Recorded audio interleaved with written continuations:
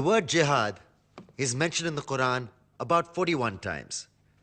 The words mercy, peace, and compassion are mentioned about 355 times. Yes, come in. Come on in, Riaz. Sit down, please. Contrary to popular belief in most Western cultures, Islam is a religion that preaches peace and tolerance. Yes, Patricia.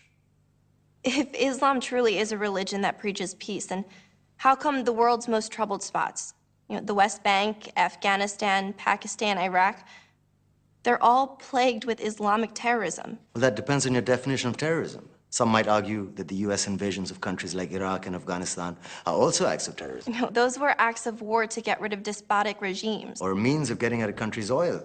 Conspiracy theories. Well, May I? Yes, please. Go ahead, Riaz.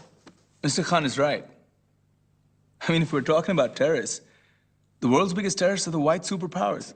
Come on now. No, really, stop and think about it. Explain 9/11. Okay. Do you know how many people died in the Twin Towers strike? Around 3,000. And do you have any idea how many people died in the bombing of Afghanistan? Take a wild guess. More than 15,000 people died. And that's just conservative figures. About 50,000 tons of explosives were dropped on innocent civilians. Men, women, children. Yeah, but that was because of the Taliban.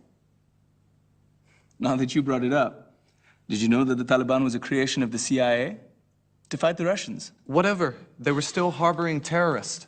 Yeah, right. Terrorists that were never found. Just like the weapons of mass destruction that were never found in Iraq. Do you want to get into the death toll in Iraq? 500,000 civilians and counting. And what do Britain and America say when they don't find these weapons?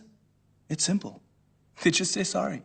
And still refuse to relinquish control of these countries. What are you trying to say? What I'm trying to say is that just because you're American, wear a fancy suit, and call yourself the president, doesn't make you any less of a terrorist.